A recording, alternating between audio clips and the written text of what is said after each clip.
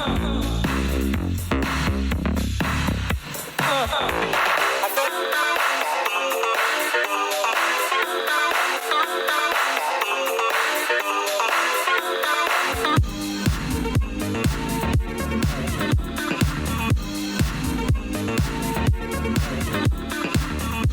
good people.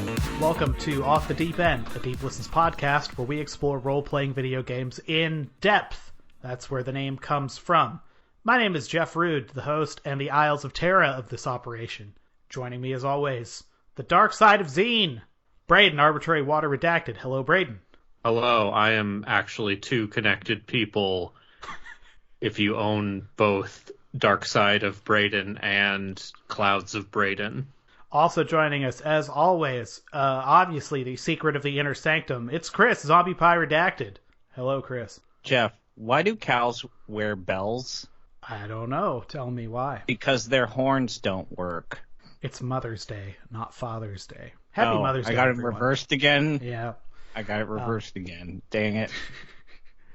Hey, happy Mother's Day for those of you who are listening to this in the future but want to observe Mother's Day. That's cool. All three of us probably have moms. Is there anything cool you want to highlight about your moms? I'll say my mom went to school for a very long time to get her nursing degrees all put together while moving around the country and raising me and two younger people who are a lot like me. So just imagine that. So that's my mom praise. Anyone want to highlight cool mom shit? You all have listened to my mom speak live on stream, so yeah, that's out there. Your mom's a public figure. Noted anime enthusiast, Yeah. Your mom.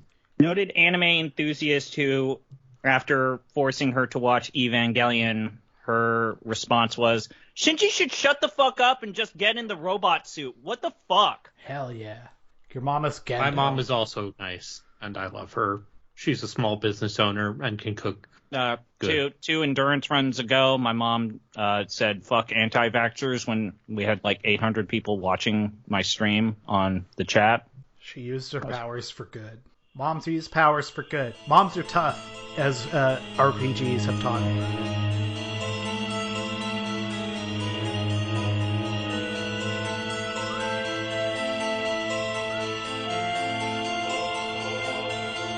Speaking of RPGs, we should get to it. There's not a lot of preamble here. I want to talk about a good game for once, and we've been given a wonderful game, in fact. On this episode, we will be discussing Might and Magic 6, The Mandate of Heaven. It was originally developed by New World Computing and published by 3DO, the M2 people. Trip Hawkins' own, the makers of Killing Floor, or Killing Time, excuse me. And those classic Army Men games. Might and Magic 6, The Mandate of Heaven, was released for the IBM-compatible PC platform, specifically, I guess, Windows 95, Windows NT crease stuff. April 30th, 1998 was the original release date, allegedly, in North America, and it was subsequently released in other territories. Hey, if you, listening right now, are like, man, I'd like to learn more about Might and Magic 6, The Mandate of Heaven, and other games in that series, and you want a direct line to an expert on the series, a way you could do that is go online and look at forums and, just kind of try your luck there. But I got a better idea. How about you go to patreon.com/deeplistens. Once again, that is patreon.com/deeplistens. There, you can kick in any dollar amount, and that will not only get you access to a super secret Discord full of really cool people, including Might and Magic expert Braden, Arbitrary Water Redacted, will also get you the ability to add to the RPG slush pile. That's right, we are taking user suggestions. We've got a list of about a dozen games right now, and we will probably be drawing from that very soon. But maybe not our next game. I think our next game is going to be one more little diversion before we dive in. We'll get to that at the end of the episode. Speaking of interactions, if you'd like to interact with us another way, you could send us electronic mail. That's right, you could send it to inquiries@deep.lol. That is inquiries@deep.lol. And you could be like Jamie. Jamie wrote us. Wait, what? Jamie wrote us on the legs of our N64 Roundup episode. in a series of emails. In fact, it kind of turned into something of a conversation, so this is not really what I'm going to read in a linear fashion. But suffice to say, Jamie has taken classes with one of the developers of Aiden Chronicles: The First Mage. Suppose I were to tell you that this individual was not particularly proud of their work, such that it's very clear that they're not really interested in talking about it anymore. The good news is it sounds like this instructor, who's now working at a university in North America, let's say, is a very cool individual and teaches creative coding classes, as Jamie has put it.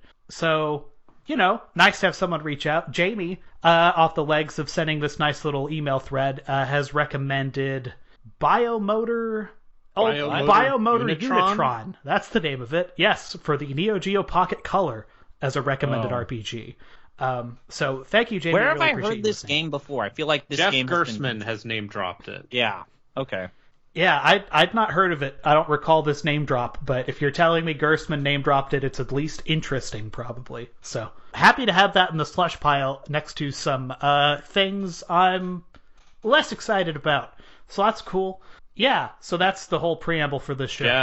Jeff, you forgot one thing. Oh? We're pretty close to reaching our patron goal. Oh, we really are. In fact, I think we're still sitting at 17, but let me double check that. This is a terrible idea. We shouldn't have done it. Hey. Wait, what was the goal for you doing karaoke? That was if we hit the $100 a month mark. So separate from the patron number. 17 patrons right now. So 3 away. If you'd like to torture us, get 3 friends to kick in $1 to this thing. And you will have it. Okay? Maybe we have already reached the goal by the time you listen to this. Perhaps. Maybe we are all bemoaning our fate, wearing sackcloth and ashes, and doing whatever the fuck it is you do in Unlimited Saga. Yeah, Jeff, I feel like you need to warn... Roulette wheels. You need to warn Braden and I. It seems like this is going to happen. Gino has already bought his their copy. soul for Unlimited Saga, but what advice do you have for just coming to terms with Unlimited Saga? It's such a random event generate. Like, if I'm honest, I'm sitting here and you're going to be really amazed to hear me say this. I think I've softened on this game somewhat in the sense that it's just kind of a series of random events. Like, if you were to hold it against... This is actually probably just going to piss you off. I don't think it's all that different in some sense from King of Dragon Pass. Okay. Like, in the sense that it's just kind of an event mill, right? Like, it's just kind of you responding to stimuli. And that's about it. Like, the game will just kind of give you shit to do. Mechanically very different, but, like, if you were to take, like, an 8-mile view, these are not totally unrelated ideas. That said, it is kind of a miserable thing to play, is what I recall. But in concept, as I think I could say for most of the Saga series, like, okay. I think I have it in me to like a Saga game. I did not like Unlimited Saga when I played it. There is a Saga game on our fan picks list. I recently bought Saga Scarlet Grace for like $7 on a Steam sale because people say that game has good combat. Very good way to play the first 3 Saga games on this modded PlayStation Portable. Oh, God. Over here. Running a Game Boy emulator. Before we dig too deep in about the particulars, I think we could do a better job, and this has been brought up as feedback, of like describing what these games actually are and what you do in them. So this is a PC RPG from the late 90s, and it is, I guess, flippantly in the Blobber family of PC RPGs. By which I mean you are a group of adventurers sent out on a quest in a semi-open world environment with explorable dungeons. The goal being to complete individual quests as part of a broader story about something. Braden, would you elaborate on this point, I suppose? Okay. In the beginning, they made Wizardry and Ultima, and then Might and Magic came out later than that. But as far as I'm concerned, Ultima, Wizardry, and Might and Magic are the original trifecta of the dungeon crawler Blobber game. Bard's Tale, go fuck yourself. I don't know. Brian Fargo, piss off. Bard's Tale 4 was bad, okay? They don't deserve their... Anyway.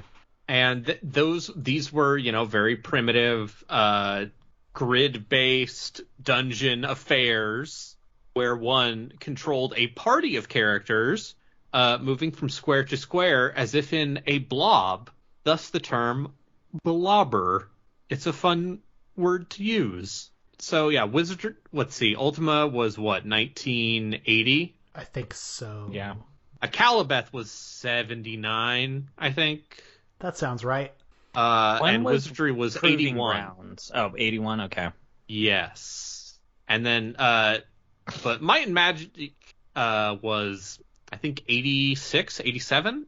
So it's a little bit later than the other two, and by the period that Might and Magic 1, Secret of the Inner Sanctum had come out, it was an established genre. Like Dragon Quest had come out, Final Fantasy had come out, and I think the thing that you distinguish Might and Magic with, compared to a lot of its contemporaries in the blobbery field, in the you start at a tavern and you add a character and you roll for stats, is Might and Magic had scale, and it had big numbers. Right. Like, the whole bragging point of, I believe, Might and Magic 2 was, you can fight up to 255 enemies in one encounter. Which is because it was literally just a menu-based first-person affair. And but they would be represented basically by like a single sprite, yes, more or less, or like a couple sprites. Bandits parentheses 255. Just fill that 8-bit integer all the way up. Let's go all the way up. Yeah. And so I think New World Computing and Might and Magic are kind of the last of the dude starting a video game company out of his garage era of early PC game development. John Van Caneghem, I think his family was from California. West Hollywood. Hollywood. Strip. He was literally raised on the Sunset Strip. Yes, and not a bad his family, I guess, came from money. So yeah, his father was a neurologist in UCLA. Yeah, or his stepfather. Like both of his parents were like doctors. And yeah, so he and a couple other devs put out the original Might and Magic in '87. Book 1, if I recall correctly. Yes. Yeah. That game got ported to a bunch of places. It's kind of hard to go back to now, but the thing that Might and Magic had that Wizardry did not, because by that point Ultima had already started, going in a different direction, was that whereas Wizardry was a single dungeon with multiple floors, the idea was in Might and Magic the entire world is a dungeon, which one could definitely apply to their everyday life. It's a philosophy more than anything else. Yeah. I think something that also Might and Magic did that I'm not saying that Wizardry didn't do it to the degree of Ultima and Might and Magic is like they did spin-offs of Might and Magic way more than any of the other traditional CRPGs. I was telling Braden this yesterday. I think I've played more Heroes of Might and Magic, the strategy game, than I've ever played a mainline Might and Magic game proper. Yeah, most people have. That is true for me as well. I've not played like hundreds and hundreds of hours, but such that I've put any time into these games. Heroes of Might and Magic 2 specifically has been a thing I've gone back to a lot. It's a pretty good game. Though, like Heroes of Might and Magic 3 is basically a RPG rite of passage in the Eastern Bloc. Yes. Like it. My petty thing about 2 over 3 is I just think 2 looks better. But it does. Yeah, but there's they're mechanically the apple has not fallen far from the tree between the two. You can't really go wrong. And if we ever cover the Heroes game, we can talk about like how they made King's Bounty, and then that King's Bounty, a very weird direction for that entire direction. I think Jeff, I'm with you because 3 has the weird fairy faction and it completely ruins the balance. Just mechanically busted. Fun. Conflict Just super sucks. busted. But yeah, so Might and Magic also was the first one to do like the science fiction backstory thing, because the people who worked on it were all like big Trekkies and fucking sci-fi turbo nerds, because if you made video games in the 1980s, you were probably a big fucking D&D and or Star Trek nerd. Just couldn't be helped. I'm pretty sure it was illegal. Yeah. Just like how if you were making tabletop role-playing games in the 70s, you were probably like a weirdo wargaming enthusiast.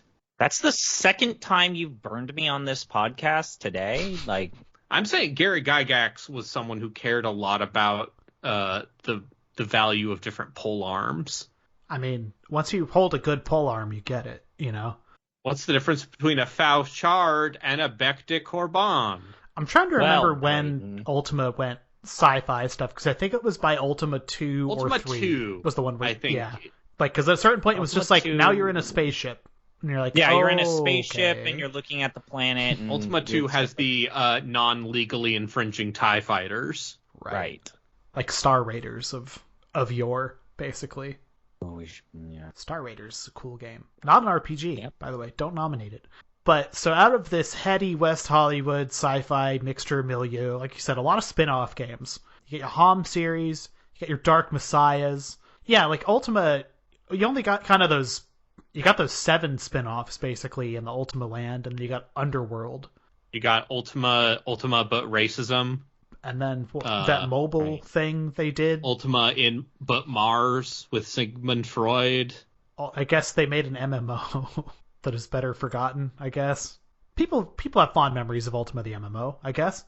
Ultima Online just sounds like the fucking Wild West. I mean, they killed Lord British in it. It was like the first and only thing that happened in that anyone cares about or remembers.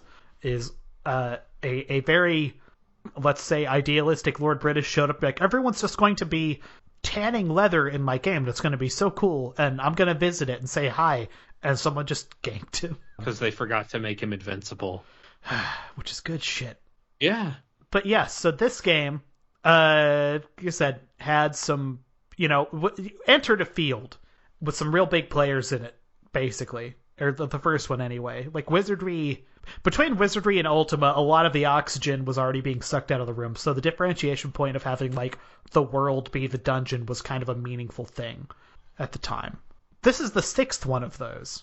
Yes. So, what do? They outlasted Bard's Tale once again. This game also came out at the same time of the Elder Scrolls 2 Daggerfall, so it actually had stiff competition. Daggerfall was 96. This was 2 years after Daggerfall, my dude. Oh, wait, you're right. I'm looking at okay. But even then, this game compared favorably to this genre, and I think what I noticed was, even though the game has a non-linear format, I was kind of taken aback at how user-friendly it was. And boy, it's maybe the most accessible old CRPG we have played yet. And yes. I remember thinking that with 5 as well, Dark Side of Zine. But World of Zine is very playable for a DOS era one of those. Yeah. I feel like that's also something that Might and Magic had as part of its brand, which was... We got some hard stuff in our game, but we don't have the rough edges. Like, I remember... We are breezy. I remember it was the breeziness of these games, and then also, like, I remember them always saying, this is going to be bug-free at release. And also goofy. Yeah. And goofy. Like, a generally goofy tone when compared to, like, a lot of Wizardry's very serious, and Ultima's extremely... self-serious morality system, and Richard Garriott inventing fake philosophy after discovering books. Wizardry is a certain kind of cringe, but Ultima I think is like as easily identifiable type of cringe, like cringe that would register to even the youths of today. They'd be like, wow, that's some cringe, just for how po-faced and earnest it is about its shtick. Whereas at least Wizardry has more like of a Dark Souls feel to it, I suppose, in its bullshit, right? Like there's just kind of like a silent, angry menace, dark fantasy thing going on. Early wizardry, absolutely. Later wizardry, a little more sci-fi goofball, but even then, it's still the rhino people with guns are treated straightforwardly. I like it. So, when did you first come upon this game? Because I get the sense you've been playing this a lot longer than either. Okay, so when you ask me like why am I the way I am?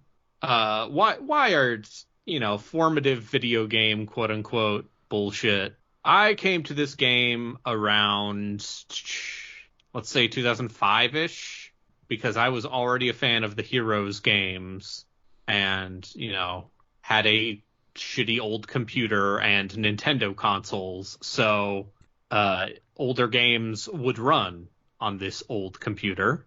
And that's where I played a shitload of 6 and 7, not as much 8. So even by the time I had come to these games, New World Computing was already in the dirt, and Ubisoft was well on their way to not doing anything interesting with the Might and Magic name ever again.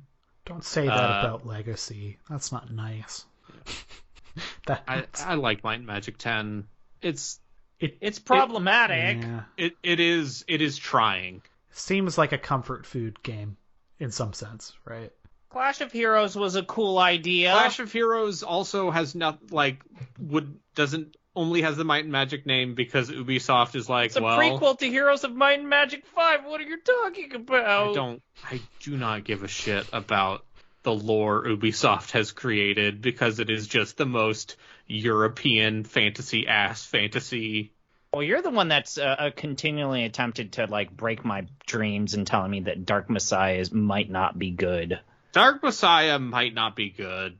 I remember liking that game at the time. It's good in as many sneer quotes as you can possibly muster, but once you get past the part where you just kick everything off a cliff, it's this very janky kind of cobbled together source engine pseudo ImSim, but not really.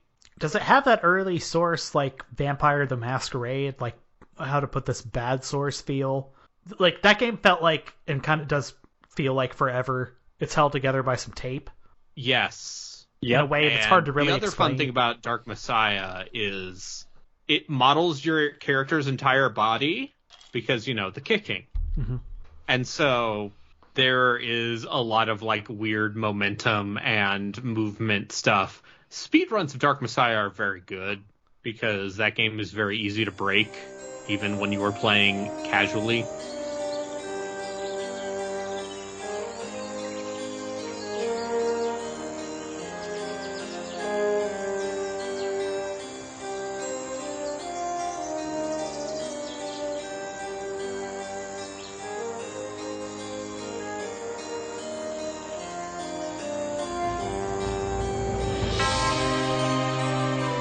Might and Magic 6. Right. Might and Magic 6. Might and Magic 6 moves from the grid of previous games. This is the first game for the Windows 995 era of computing. And despite that, with the fan patch, it runs just fine, which is a rare luxury. Yeah, for this is not a late 90s RPGs. This is not a DOS game. This is a Windows PC game. A CD-ROM technology. Yeah.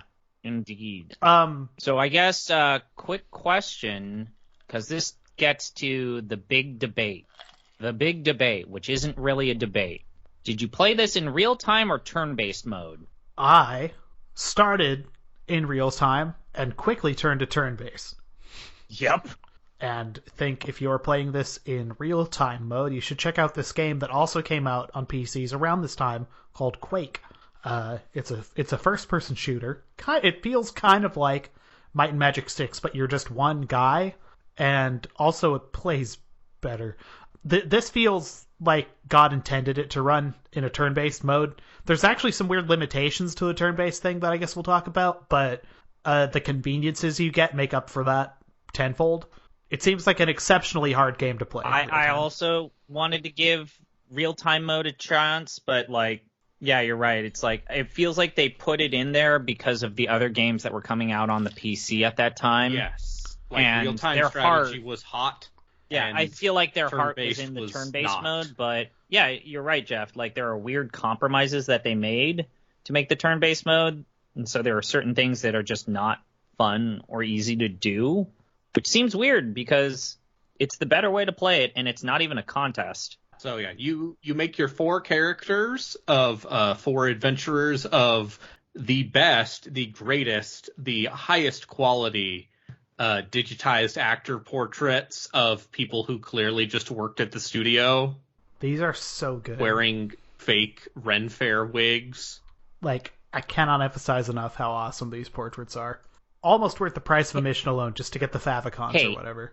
To the game's defense, like, this was like the first game in this series to use like 3-dimensional full motion video. Yes. And we'll talk about how howdy. the cutscenes in this game, we have to talk about it later, but you know, the character portraits, like, that was just like a weird bespoke direction that all PC games were going, whether it be like the weird revival that Miss brought to FMV to like that, you know, Jeff, you're the person who made me play the Journeyman Project, and boy, remember that weird, awkward period where people are like, if we use FMV, that's the most realistic graphics you can use because it's us. Journeyman Project. You played a different version of Journeyman Project than I played, okay? It's like it was unrecognizable for my version, but mine was basically a HyperCard game, so, you know, had that going against it. But yes, the era of good portraits, you have like this and like Jagged Alliance when I think of like great character portraits. Specifically Jagged Alliance 1. Yes. I like those more than the 2 ones, I guess. You know, I think, was it, god damn it, Wasteland 2, one of the pre-order bonuses was some like bonus portraits, I think. Yeah, that sounds about right. Anyway, it's trying to like evoke this spirit, but these portraits are incredible. What did you name your characters? I named my characters the same dumb handful of names I always name my RPG parties. Like Von Hildebrand is a favorite name of mine because it sounds appropriately grognardy. Does sound grognardy. It's very good. I don't know what it is, but this was always something that I did when I was a kid, but I used to always name my characters for American 90s era politicians. So I had Jerry Brown, Jesus Christ, Bob Dole, Hillary Clinton, and just like Donald Rumsfeld. Just all the hits. Of course, I had a you know, a good old Bill Clinton, but yeah, I named my characters after 90s era politicians. Okay. Wesley Clark was a character at one point. Oh boy. I go with the car manufacturers from Ridge Racer. I tend to go back to. So I wound up having, in this case, let's see, it was Danver, Lizard, Himmel, and Oceludo. Ridge Racer car manufacturer names are great. Okay.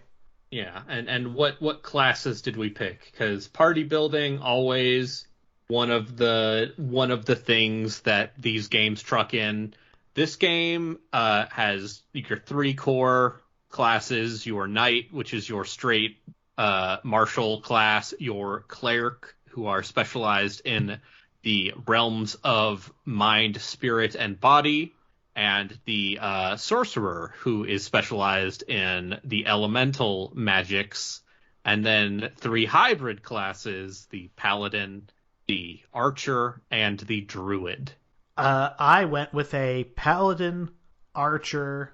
Oh god, Jeff, come on.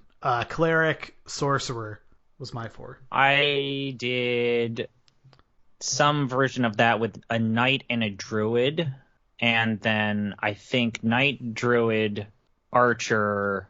No, wait, let me look this up. Knight, druid, archer, cleric, sorcerer.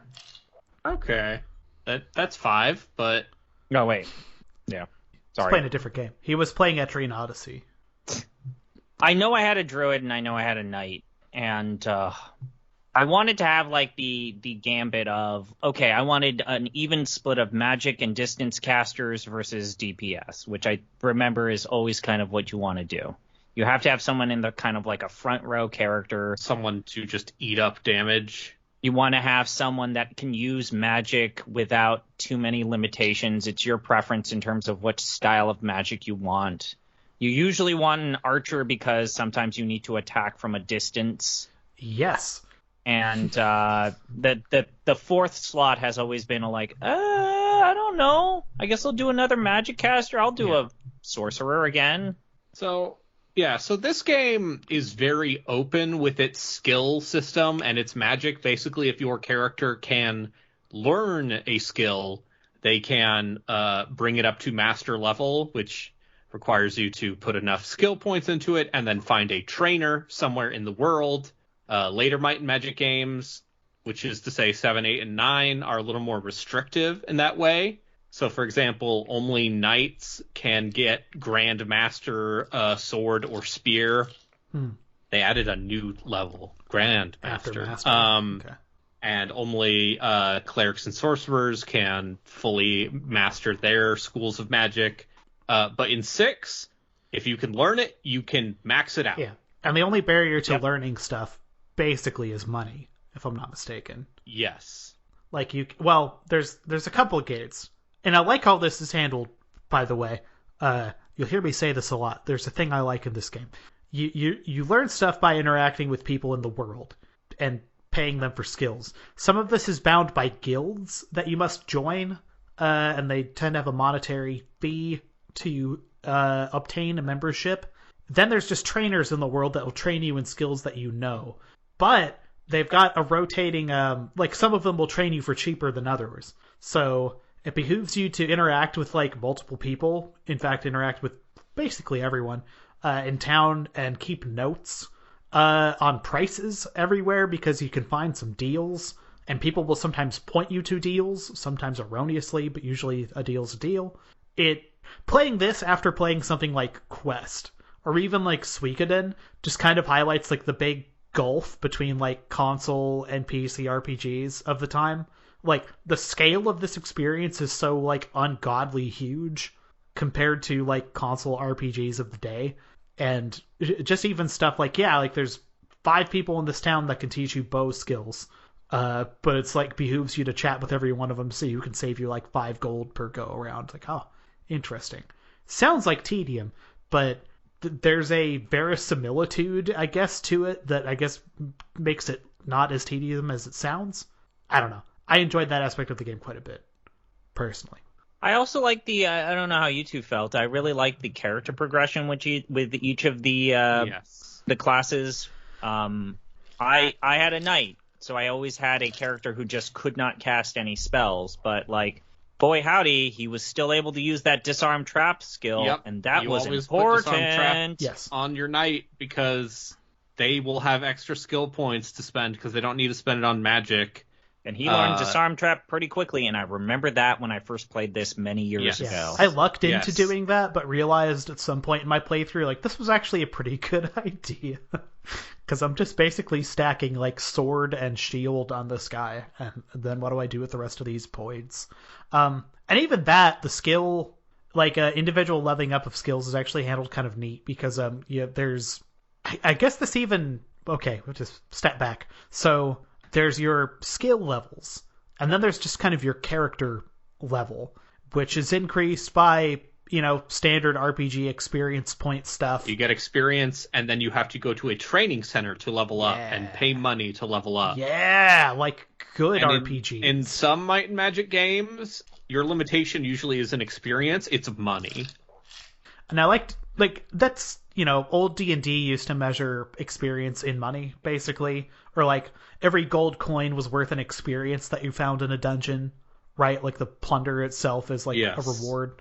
It's I don't know, this all kind of harkens back to roots of roleplay stuff. But, you accumulate skill points, and basically it's N+1 to level up a skill. So, if you have sword fighting at skill level 3, to increase that abilities level, you need 4 skill points to dump into it. And I'm trying to remember how many you accumulate, if it's like a set amount that you accumulate per level up, or if it's it starts at 5, and every 10 levels it goes up by 1. So once you reach level 10, you get 6 points per level. 20, you get 7, and so on and so forth. The only thing your character's level directly impacts is their hit points and spell points. Yeah. And if you do the promotion quest for your character's class, they get more hit points and spell points per level. And those promotions are really cool. Some of them feel supremely natural, like the cleric becomes like a priest and a high priest. I forgot the ones for archer, and I was taken aback when it's like, oh, my archer is a battle mage. What? And obviously, but it's like, but the druid just became a different type of druid. The sorcerer became a wizard. Oh, okay. I guess you're just going to use these battle maces and casting fire, and then like arrows come out of your eyeballs. Yeah, archer's a weird choice for the hybrid elemental fighting class. It was cool. It was definitely cool, and I feel like they can't use shields, so you should just give them a spear. Yeah, I felt as if each of the classes had their own benefits. I like I said, I usually split my parties when I play these games. Half of them are up close and personal, half of them are some sort of a distance option. But it's good how some of the magic casters can also hold their own in combat, although not as good as the knight. But then, the knight doesn't get to cast magic. There's a yin and yang effect here, and that character progression is pretty cool. I would just say that the missions to get some of those promotions, they run a gamut. They really do run a gamut. Some of them are much easier than others. Which rubbed me the wrong way, let's just say. Yeah, I wouldn't say this game has like some... If this game was going for like a perfect difficulty curve and balance, they wouldn't do stuff like there are some people in different towns that'll train you for like 40% less than other towns for functionally the same reward. Like, I don't think that's what they were striving for. It does lead to some friction points like that. The point where this game, I realized I was going to have a great time with this was like in spite of some of its choices, was the early combat of this game. You start in a new town called New Sorpigal. Sorpigal? New Sorpigal. Because the town in Might and Magic 1 was called Sorpigal. If you leave this town, it is, an open environment. So it's not necessarily one large continuous world. It's kind of divided into zones. There are 15 maps. There are 15 overworld zones. And New Sorpigal is in the lower southeast corner. Mm-hmm. And as you go further north and further west, it generally becomes the game maps become more difficult.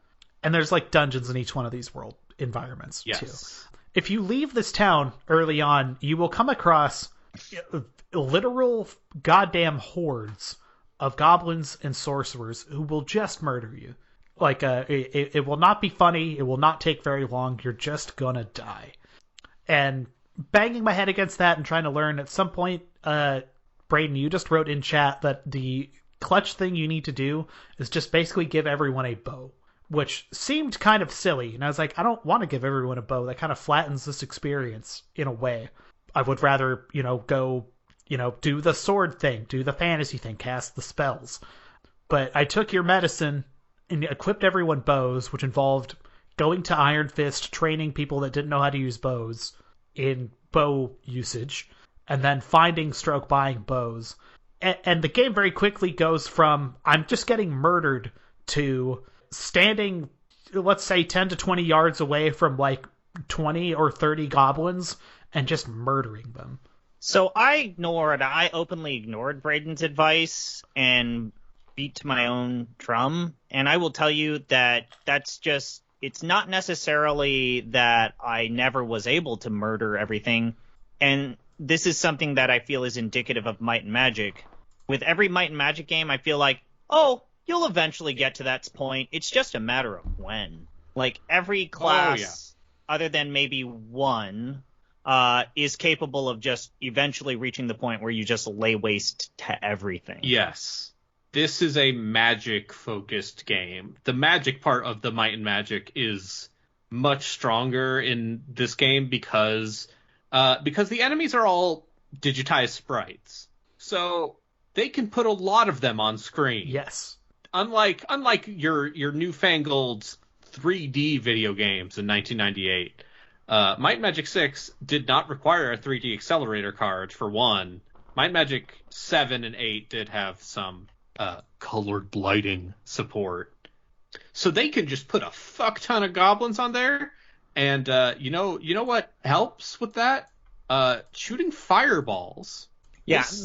This game has a power curve that you can break the shit out of pretty quickly if you know what you're doing. And even, I guess my point though is, even if you try to not break the power curve, you will eventually break the power curve. It is unavoidable. Yeah. Which is fun. This is a good thing, I think, overall. The difficulty in this series is, like, you can make these games harder by making a less optimal party. Yeah, it's the same difficulty curve that you would wind up with in this, I guess. I've been prepared so much for this experience by spending a really incredible amount of time playing Etrian Odyssey 4 lately. A game which has prepared me probably more for the grid-based versions of this. I guess I've also beaten Strange Journey. This ain't my first rodeo with one of these, is what I'm suggesting. Rodeo the Sky Soldier. Yes, Rodeo the Sky Soldier.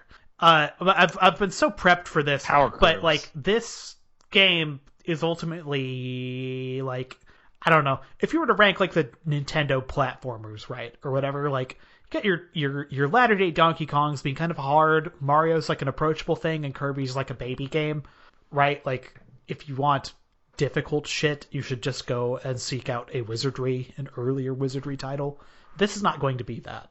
You can make challenge for yourself if you really want to make your life difficult, but I don't think that's necessarily what, I've forgotten his name, John Van Cannigan. Cannigan was going for. I think this was intended to be fun, a breezy experience. Yeah. I feel like that was always their identity. Like the identity of Might and Magic was that it was more approachable than Wizardry and Ultima. Even if you look at like the Heroes of Might and Magic franchise, like they were immediately more approachable than most of those dense strategy games of the 90s. And even when you compare it to like even the Command and Conquer franchise, or especially Dune RTS, right? Like Heroes of Might and Magic was immediately more approachable and accessible in a lot of regards like that.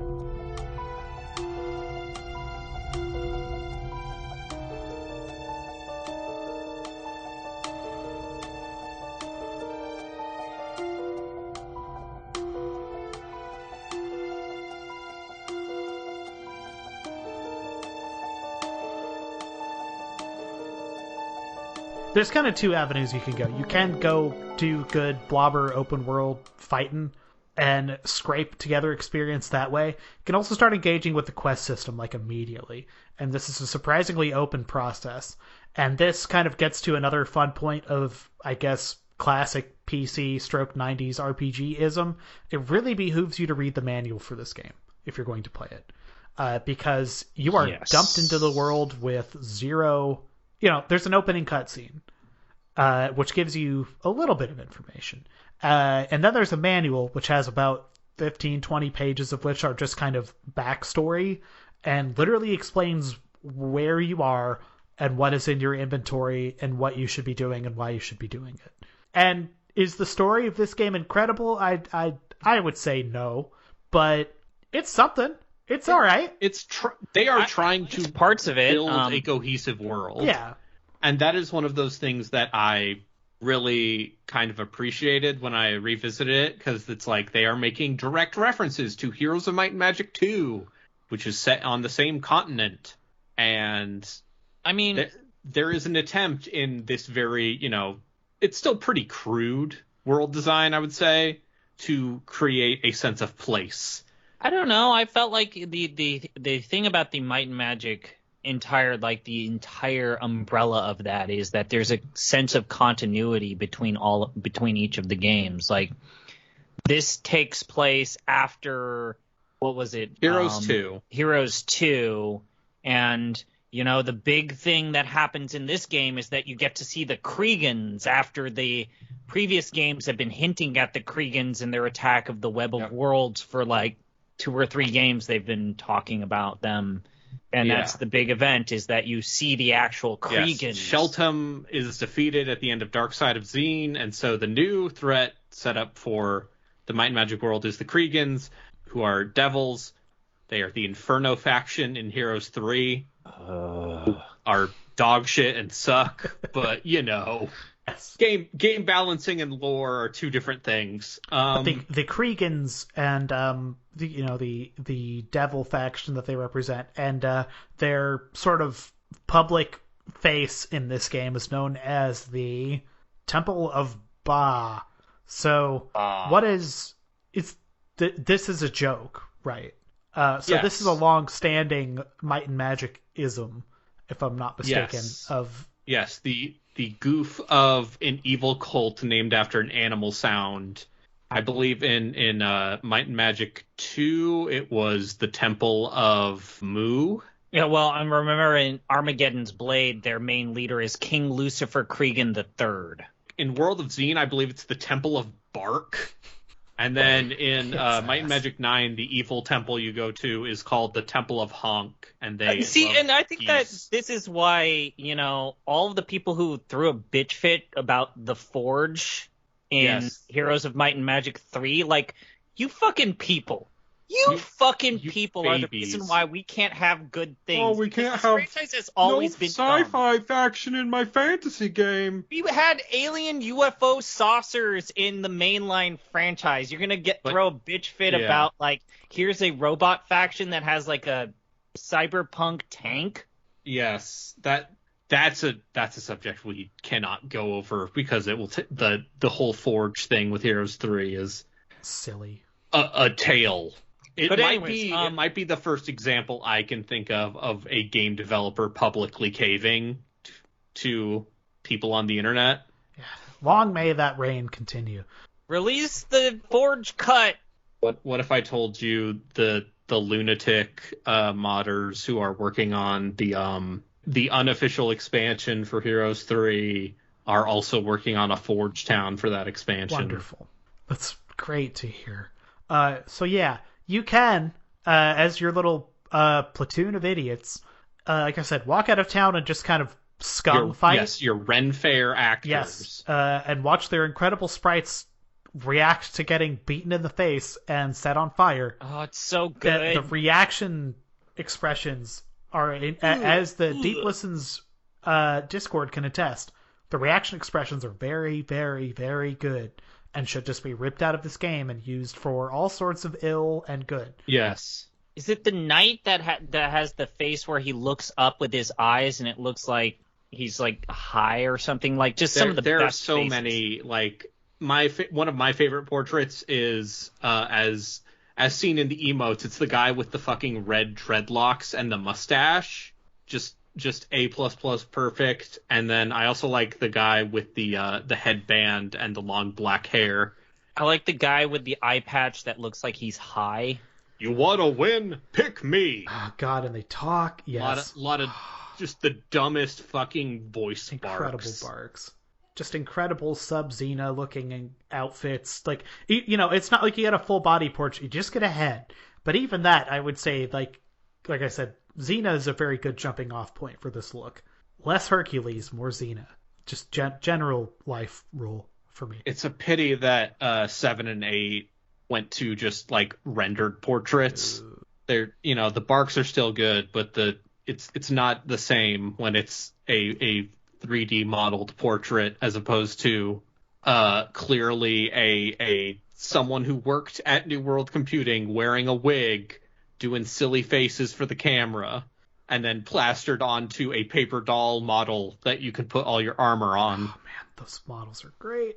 But yeah, so you can go do that, or you can do basically what the manual is kind of gently encouraging you to do, which is immediately enter the inn in the town in front of you, which is literally like walk forward and turn right, and give a man a letter that is in your inventory.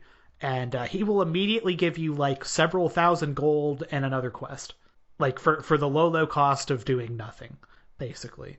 This man is basically a Temple of Baal agent, if I'm not mistaken, and this letter has to do with correspondence between the king of the Good Guy Kingdom, the name of which I have forgotten, and Roth, great fantasy name, and someone else regarding intrigue.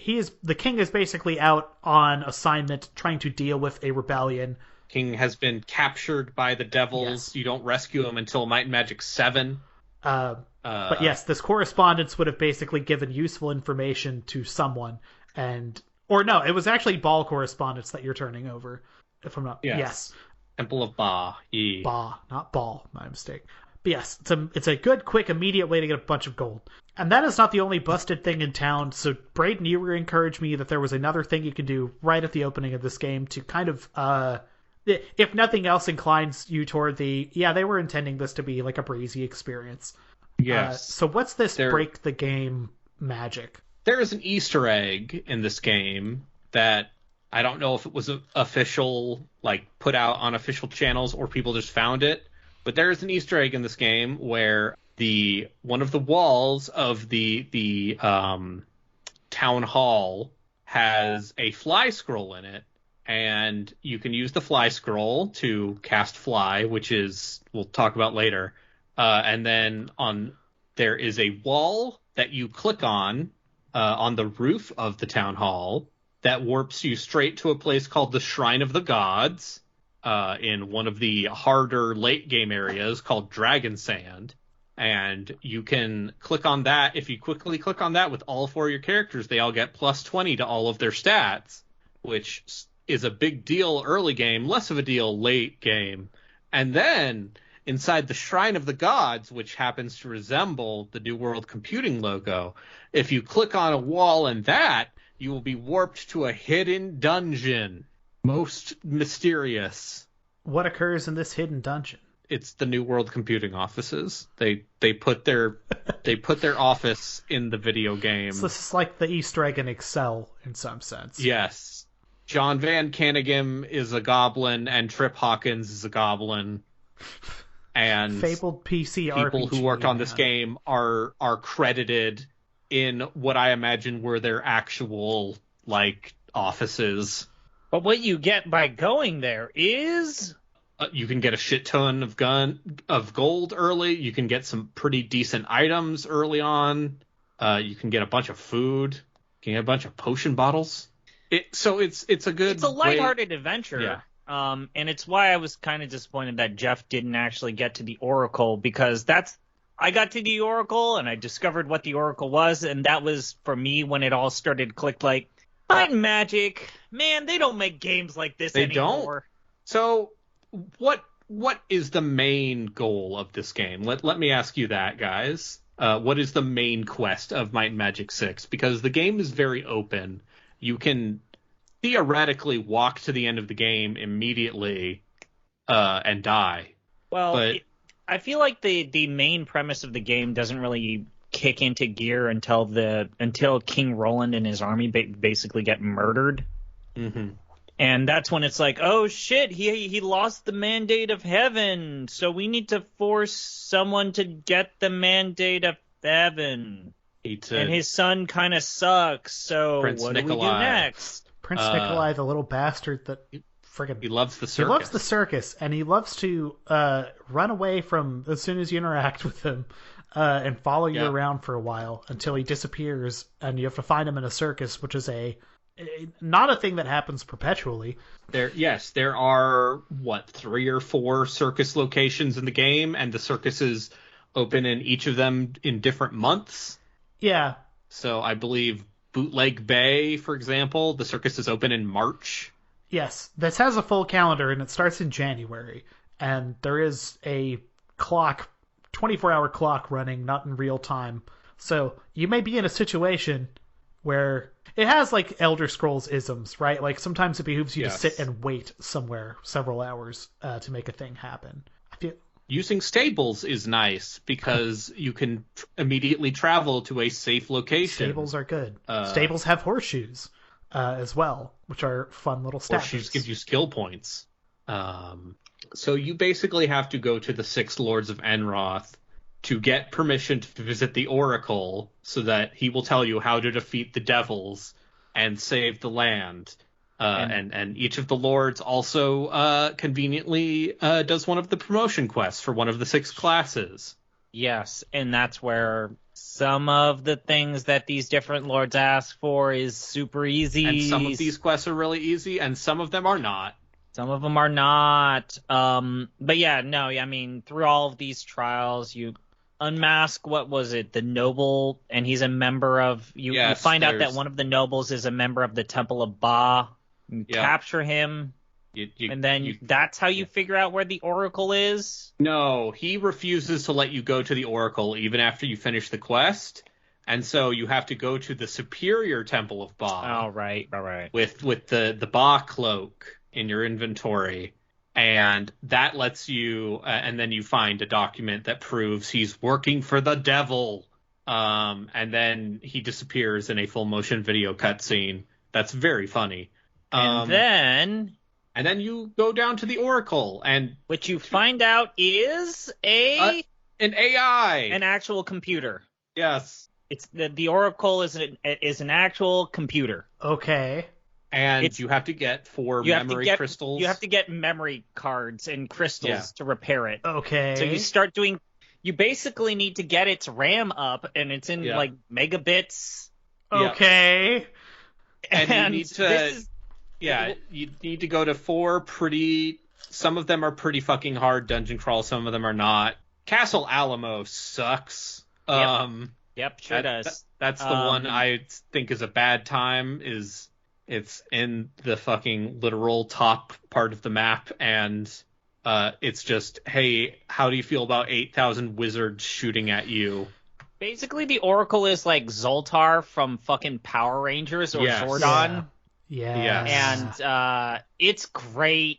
It's great. Yes. So I stopped at where I stopped, because I thought we were going to do 2 episodes, and you guys were like, no.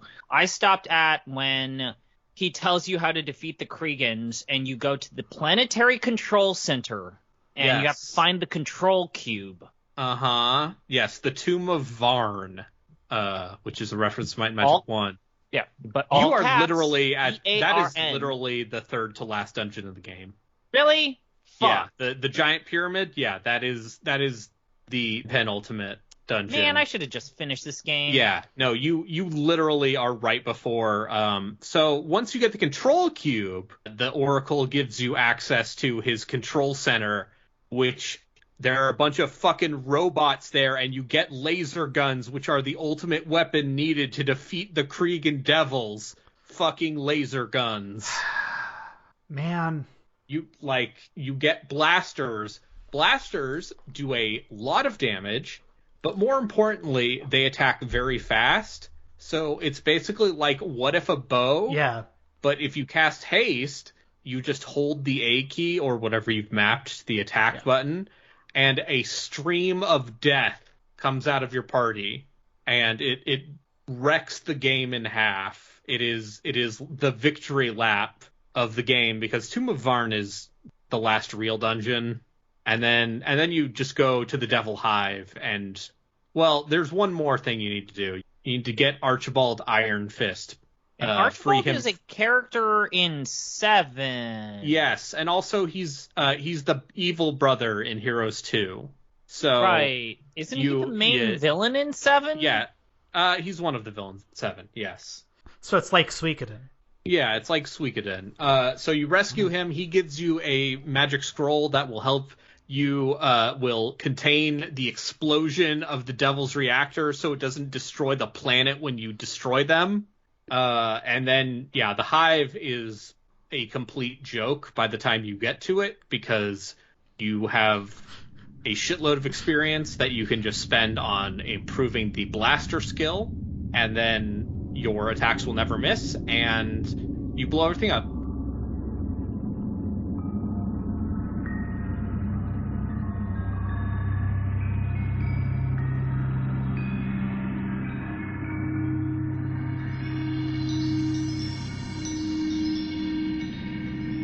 it's a good time. For me, it took like 30 hours, but that's because I've played this game before. I guess I wanna poke on that a little more, and the way the power curve in this game is just exponential and silly. And I think the biggest example of that are some of the spells you get mid-game that completely break everything open. Yeah. Even your base ones, so like when you start leveling up individual schools of magic, the spells that you have get dramatically better, like very quickly. For not a ton, and it's like what level 4 or 5 in a discipline gets you like the mid tier expert, yeah, and then 7 or 10, like I forget when masters start, but like for magic it's 12. So it's a little more spendy, but yes, even so, that first tier improvement is like pretty drastic even on your entry stuff. But like, you know, give some magic is busted in this game examples for the audience. Okay, so there are a couple spells that will shoot out basically a fan of projectiles, and they will shoot out more projectiles if you have expert or master. So, for example, there is a spell in the water school called Poison Spray. Classic D&D and Poison shit. Poison Spray, unlike the shit piece of absolute dog shit trash cantrip of D&D 5th edition, don't take Poison Spray on your wizard. It's a trap. But what if Poison I'm a Spray... snake person where it comes as default? I'm sorry. So Poison Spray in Might and Magic 6, 7, and 8 is a spell that shoots out a spread of 1 projectile at base level that does like 2 plus 1d2 damage per point in skill, and it's like, oh, that's not very exciting. When you get to expert, it shoots out like 3 or 4 projectiles, and when it shoots its master, it's like 7 projectiles or something. And there's a pretty easy way to get all of those to hit the same target, and it's you cast them at point blank range, like a shotgun. Get right up on them. And that is very effective at blowing shit up. There's a dark magic spell called Shrapmetal that is kind of the archetypical example of this because it does physical damage, and so most enemies don't resist it. And you can just fire that off, and it will melt most big HP enemies. And then, so that'll break combat open a lot. And you get Day of Protection and Day of the Gods, which cast all the buff spells on you at once. So you don't have to cast them one at a time after resting. And then let's talk about like the last of this magic trifecta that really changes the game, and it's travel spells. Yeah. Very similar to when Jeff told us that, hey, once you get teleport, that changes Dragon Quest. Once you get the travel spells, boy howdy. It is weird how that's been like a consistent thing across kind of every one of these games where travel is like a meaningful CRPGs thing. and JRPGs, which is just get me the fuck where I want to be, goddamn. Once you get the airship. Yeah. Yes, the airship or airship metaphor. Even just like, oh, there's a stable that like takes you, like, oh, suddenly I'm not having to walk everywhere. Like that's a meaningful step up. But just being able to like, let's get the hell going. Yeah, between that, water walking, and flight. Oh, I've been Lloyd talking speaking. to Braden about this. I miss flight as an ability. Yeah. You could get away with it in these early CRPGs because, you know, there's something funny about seeing early 3D, pseudo 2D, 3D. But now all of these goddamn Skyrims and your fucking Baldur's Gates, you're not going to be able to fly because they don't want you to break the world because it's held together with bubble gum and marshmallows. And loading zones. So you can't fly anymore. God That's why damn Morrowind it. remains I wish so we could good. fly. And they give it to you so soon, like as a joke, the ability to become as a bird in Morrowind. Yes. They knew exactly what they were doing. But yeah, just alternate modes of travel. That said, It's teleport spell, and then like the mark and recall equivalent in this game. Yes. Lloyd's Beacon, the mark and recall spell is invaluable because you can just drop it in a dungeon, town portal back to New Sorpigal, where the temple is dirt cheap, heal everyone to full, teleport back. Ocarina of Time had that ability too, and boy howdy was it a godsend. Yeah, I mean, you get it in A Link to the Past too, right? Eventually, you get a little whistle. Yes. Yeah, good games let you teleport. Bad games do not. We'll see if that tracks with our list. I enjoyed this a lot. And if you're telling me that the things I didn't get to involve basically the same level of combat, only gets cooler, and then it turns into a game about computers and robots and laser guns, this whips ass. This already whipped ass. Like, the worst things that happened to me in this game were weird physics stuff, which I guess I'll talk about, and then some things that I think honestly were related to that fan patch you gave me. Yeah. Which is to say, some of my problems with this game weren't even the game. I think it was this fan patch broke saving for me in a really weird way. Okay, that's weird. Because, like, all of my save files wind up with, like, kind of weird garbage names, and the thumbnails and timestamps on them would not update correctly. So it just led to me using one single save slot, which I generally don't do. I try to have, like, a rolling set of, like, 3, basically. So if I screw something up real bad, I can go backwards. But that wasn't what I was doing here. I was just kind of raw dogging it, you know? Just kind of, let's just play to find out what happens. I don't think that was the game's fault. I think that was... Who knows? And I didn't care enough to actually fix it because I could save, so it wasn't, like, all lost. If I could change one thing about this game, just one thing, I wish it was grid-based. Because the issues I had with this came down to, like... I was in a dungeon, and there was, like, a 30 or 45 degree slope downward. And somehow got stuck in the air and couldn't do anything. Yeah. You got Daggerfall. I got Daggerfall. Yes, this is a thing that would happen in Daggerfall as well. That's exactly why I'm like, you know, if this was grid-based, none of this would happen. None of this would have happened in Might and Magic 3. This engine is if you've ever... unsurprisingly, speedruns for this game also super broken. But yeah, the move to a fully 3D, like, free movement engine means that you can try to break through things you shouldn't. All sorts of scenes and stuff, you know. Yeah, you can, and with the fan patch, you know, running the game at a higher resolution, you can see those seams a lot more. You can be like, yes, I can literally see where the wall texture, the crack between these wall textures is. But like I said, that's the worst thing that happened to me. Everything else about this is like an incredible dungeon crawl, like, not knock your socks off story-wise, but gameplay-wise, like 100% delivering for me. It is a big, expansive world, and, you know, even though I think, like, coming back to it as an adult and being like, okay, these maps aren't as big as I remember them being, and a lot of them only have a couple landmarks, like some of the smaller maps have, like, 2 things of notice and then just a bunch of monsters. It still conveys a scale. Yeah, nothing like the spectacle of, like, going over a hill and seeing, like, what seems like just, like, 50 dudes that all immediately start throwing fireballs at you. And knowing that, I can probably handle this. I can cast Starfall. Like, that kicks ass. Like, there's a lot of, like, best moment, I guess, sort of things in this game. Yeah. Even not having gone as far as you guys did. And everything you guys have told me about the end game of this sounds like best moment stuff. I will say some of the end game dungeons are a little too long.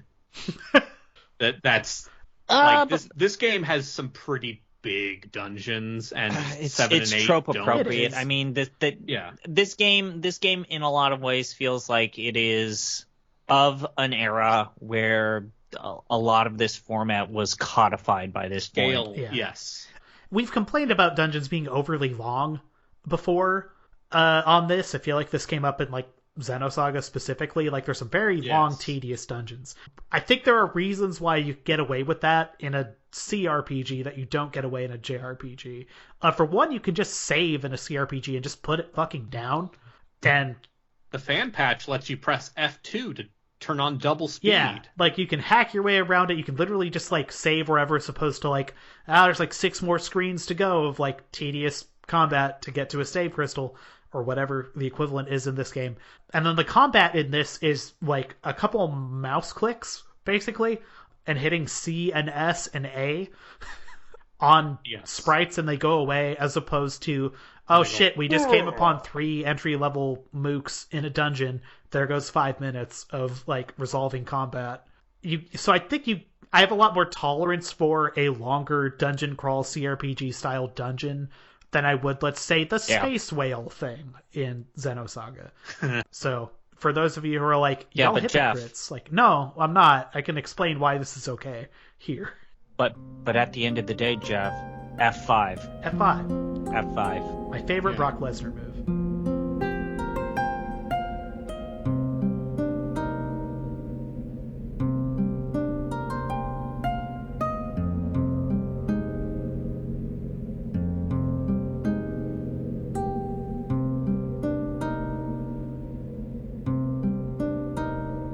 I've gotten everything out that I wanted to say about this, personally. Yeah. Like, I think this game delivers on spectacle, delivers on the gameplay end. Even just the story bits that I saw, I am very charmed by. The things you guys have said about the end of this are very exciting to me. And I think we've given it a pretty good position in terms of, like, its history. So yes. Anything else we want to talk about before we put it on a big list? Can we pry this franchise out of Ubisoft's hands, please? No.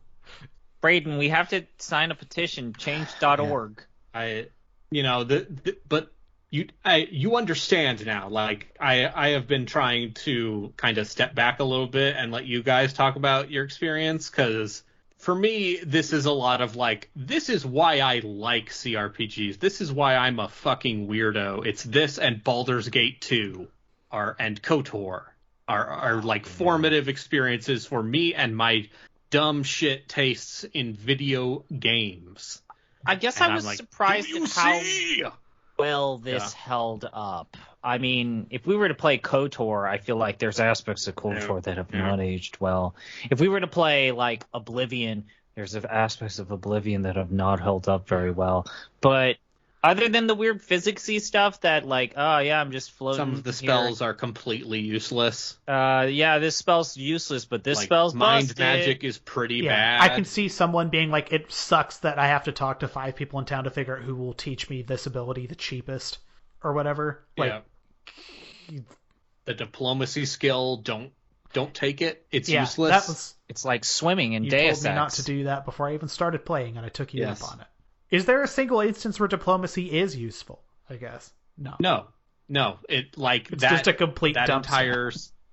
That entire system and that skill feel like, more ambitious plans that got reduced down to, if people don't want to talk to you, it will reduce the reputation cost that you will get if you bribe, beg, or threaten them to talk to you. But you don't need to talk to most people on the street unless you're like, yes, this person is a wind master and thus an NPC hireling who will take 20% of my gold but will cast fly once a day, which is useful in the early game. The hireling system's cool, by the way. You have 2 slots and you can just put people in and you'd be like, okay, there's probably like a finite number. No, there's like a ton of people who will just like, yo, I'll roll with you, sure. No. Yeah. No, bring a banker and an instructor. Banker gives you 10% more gold, and instructor gives you 15% more experience.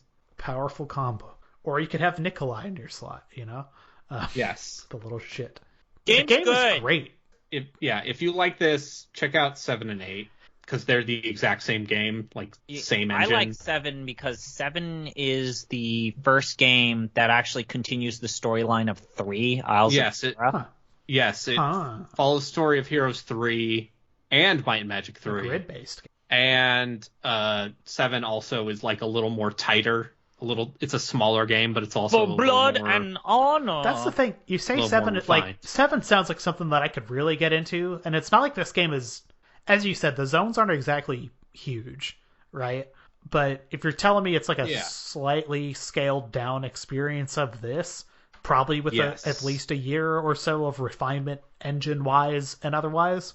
Like literally Yeah. a year, because 3DO was forcing them to make one RPG a year, which We mentioned the That's series why stopped. 8 That's why- is bad. yeah, that seems like a bad idea, Yeah. weirdly enough. And 8 is the one that really suffers for that, but 7 is still solid. I remember 8 being called a disappointment. 8 is the one where you can recruit like vampires and dragons and minotaurs, and also you only make one character and recruit NPCs to your party. Weird. And if we want to talk about breaking the game, like there are ways to get there is a way to get a caster with access to master level magic in all of the elemental realms almost immediately. Yeah, and then 9 came out and it killed the franchise. Well, 9 came out and 3DO went under because Might and Magic 9 was put out in a pre-alpha state. Ugh, that game's a little rough. Have you played that for the Wheel of Dubious RPGs? Yes. Oh, Yes, you I have. did. That's right. Didn't that one explode when you tried to play it? No, it did not play well with my laptop and my OBS setup at the time. We should play 9, Jeff. 9 is interesting because it's a blatantly unfinished video game. It's funny how that happens.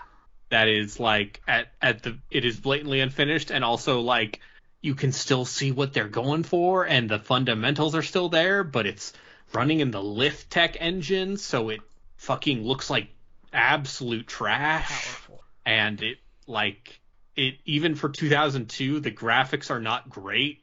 Oh, Might and Magic 9 is it's one of those, I don't think normal people should play this, but I like it. Would you take Might and Magic 9 or Ultima 9?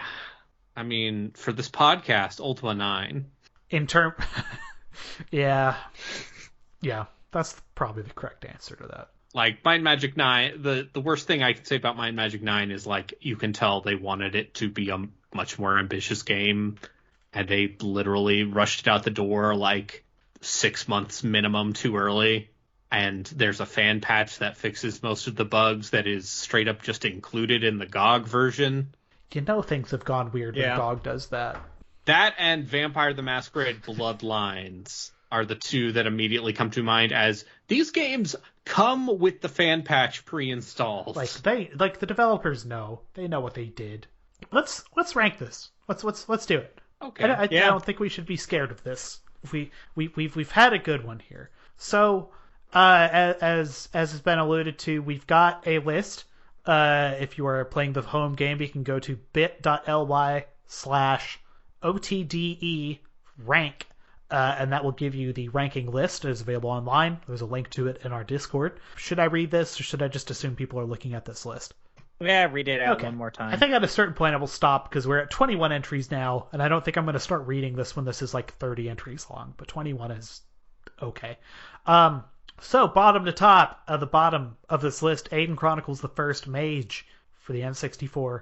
And then working up, Secret of the Stars, Draken, Revengers of Vengeance, The Lord of the Rings The Third Age GBA Edition, Arabian Nights, Quest 64, The Lord of the Rings The Third Age Console Editions, Ys 3 Wanderers from Ys, not the remake, just the original, all platforms, Selma Bringer for the DS, Bahamut Lagoon, and then Hybrid Heaven as your number 10, Dragon Quest 1, Eternal Sonata, Fire Emblem, Shadow Dragon and the Blade of Light, Ultima 4, Quest of the Avatar.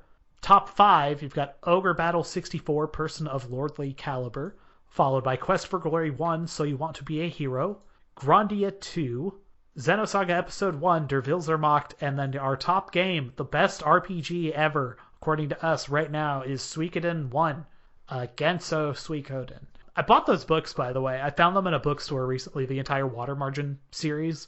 So it's it's a 4-volume set, and it's very big, but it was $1. So, look forward to my book review of that in 2030. So for fairness sake, I say we start in the middle of this. But forgive me for saying this. Is this game better than Bahamut Lagoon? Yes. Okay. Let's jump a step. Is this better? Let's ask Braden a meaningful question. Braden, is this better than Fire Emblem 1? Okay. Yes. Let's ask ZP a question, because ZP is sick. ZP, is this better than Quest for Glory 1, So You Want to Be a Hero? Oh, yeah, yes. Yeah, yes, it is. Yes. All right, so we're already in top 3 territory, which I think is where this belongs. How do we like this over Grandia 2? Who you got? I would say... my sicko bias is this is better than Grandia 2, but if I had my way, this would be the top of the list. I would say this is better than Grandia 2 because I think it's got more going for it, and we sometimes forget that, like, Grandia 2 doesn't have a story until, like, the last 2 hours, and it's really easy. When it kicks in, Grandia's story is great, but I think it's unanimous this goes above Grandia 2. We'll say that. Xenosaga Episode 1, Der Zermacht. German is not my first language. Do we trump Xenosaga? Brayden, we've heard your opinion. I had more fun with this game than Xenosaga, but I don't think that it clapped as hard as Xenosaga. I could go either way. Jeff, I will let you determine this because once again, this is just like I played this game when I was 14 and thus it occupies an outside space inside my memory. But I'm going to tell you this. I played this game when I was 33. And this game whips ass. And, okay. It's above Xenosaga. I like playing this a lot. And in terms of, Xenosaga gets you perhaps some higher peaks in terms of its story bullshit. But I think it gives you some lower valleys too in terms of you have to play it. Oh, sure does. That leaves us with Suikoden, our top game. Is this better than Suikoden? Brayden, we've heard you. ZP, how do you feel? I think I had a better overall time playing this game than Suikoden. And this does more creatively than Suikoden. Now, if we're going to say, is this better than Suikoden 2? That's where I think we get into a fight. But Suikoden 1, I think this is better than Suikoden 1. Fellas, it's unanimous. This is our top game. This is the best thing we've played. I think Suikoden is very good. I think these top 5 we have on this list, except for Quest for Glory, are all very good. But yeah, Hey, you know what? I want to put this out there. I've got 2 games in the top 5. Brayden now has 2. Jeff, you got jack shit. Yeah, in top don't 5. worry. I'm gonna keep larding out the bottom of this list. That's my role in life. I'm a sick man. Congratulations to Might and Magic 6: The Mandate of Heaven. It's a wonderful game. It's a hell of a game. You should go out and if you have any appreciation at all for like dungeon crawler CRPG stuff, you should really give this a try. If you've ever enjoyed anything that's in that Etrian kind of grid-based. I cannot emphasize enough, if you go to GOG, which I know that some people have issues with GOG because, CD Projekt has their noted issues. Pieces of shit, but if you buy this on GOG, it comes within the 6-pack, so you get Might and Magic 1 through 6 as part of a single package. You also get Swords of Zine, which is a weird fan game that was legitimized. Just a staggering amount I've never of games. played it. A staggering amount of hours of content. That's the episode. We've got what's left is to do the next game that we're going to do. And as alluded to, we have a bunch of fan stuff, and this is the year of fan games. And boy, I sure do love that is fan nominations, not games made by fans. Though that would be fun to do as well, I guess. I want to take us on one off-ramp before we fully commit. Yeah. And it's one that I've been sitting in my back pocket since we started doing this. Oh, no. Oh, Jesus. Brayden, is this what I think it's going to be? I don't know what this is, and I'm terrified. We've talked about this. I'm not going to blow your socks off. If you've paid attention to me if you guys have paid attention to me at all. If you paid attention to the post-credit actually, if you went to our Discord chat and looked at a pinned message from December 2019, you could clearly... You guys are so mean to each other. You're here. I would like to consider, for the purposes of the Off the Deep End list, NBA 2K16, a Spike Lee joint. Okay. Spike Lee an RPG. joint, the NBA 2K16 story mode. Story mode specifically. I got this game in a PlayStation Plus. So, for those who don't know, NBA 2K16 is an action RPG. Basically, they took... I don't know if you guys are familiar with Final Fantasy X, there's kind of a system of gameplay in there where they have like a ball-based sport of sorts that they play, and they kind of blow that out. So it's an ARPG. Okay, but not underwater. I guess I don't know. Air is a type of water. Okay, so if they... There's water I think in this the is air. of the era where the basketball players sweat a lot. So, okay. like the early 2K stuff on the 360 when they were like, they sweat. It's incredible. Here's my whole actual pitch for this. Sports games are basically RPGs. They have stats. Characters literally improve abilities over time and engage in encounters. And the story and plot twist in this specific story mode is actual weapons grade insanity. Yeah, the story modes for these games, like EA has been putting story stuff into their games for a while now, and those all seem like very maudlin. Like, hey, did you ever watch Friday Night Lights? You want to play for the team? Yeah, like okay, sure. But they got Spike Lee to do this one. Write the story. And do the wrong thing. Jesus fuck. You guys hate my jokes. Nope, I can't improve on that. We're gonna end that episode right there. So okay. I just want to say the one thing, as someone who does occasionally play these sports games, I think you guys are going to absolutely hate the state of how modern NBA games control. Yeah, I played NBA Live 2005 for the Endurance Run last year, a lot of it. And then when they rolled in EA stuff into Game Pass, whenever they did that, I played a recent NBA Live on there and found it terrifying. So, it's fine because it probably won't be super long, right? So, at the very least, how long is the story mode in a sports game? I'm going to go to... Let me look it up. Let's see what How Long to Beat says about NBA 2K16. Yes. I'm just saying, this will be a decent palate cleanser before we inevitably are forced to be subjected to such games as Zelda 2, The Adventure of Link, Saga 2, Haiho Densetsu, any Piranha Bytes game, Breath of Fire 3, Legacy of the Wizard, this is gonna be wild. The Legend of Dragoon, Biomotor Unitron. Legend of Link. I'm looking at this too, Jeff. This is what are they measuring? Wow. Okay, so the median time, median's an important measure. The median time for the main story of this is like 11 hours 30. Okay? Westwood's the average time, which is different from the median time, is 37 and a half. Boktai. So it's listed as 37 and a half to 407 hours. Oh, cool. I think those are people playing the game in a much different manner than we will. Hopefully. Completionists complete the game on an average of 152 hours and 13 minutes. Thanks for tuning in. I didn't have to pay any money for this game. Thanks for tuning in. Thanks for tuning in to this installment of Off the Deep End, where we ranked Might and Magic 6, The Mandate of Heaven. A great game, the best RPG we've played. Hey, if you have any questions, comments, prayer concerns, anything like that, inquiries at deep.lol. You can also help this show by, again, traveling to patreon.com/deeplistens in a web browser of your choice.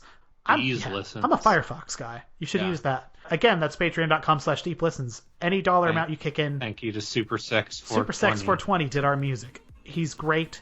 He responded to me in an email very promptly when I asked him to use this music and said, yeah, sure. So, yes, this track is called Halfway. It's playing right now behind me. Hopefully, you can check out more tracks from SuperSex420 on bandcamp.com. See you next time, and remember, there's no such thing as cheating in Might and Magic 6, The Mandate of Heaven. They just let you do it in the first town. They give you laser guns. They give you laser guns, you warp through a wall, you get a flying scroll, you touch it. Really, just go nuts. Thanks. Bye. Bye.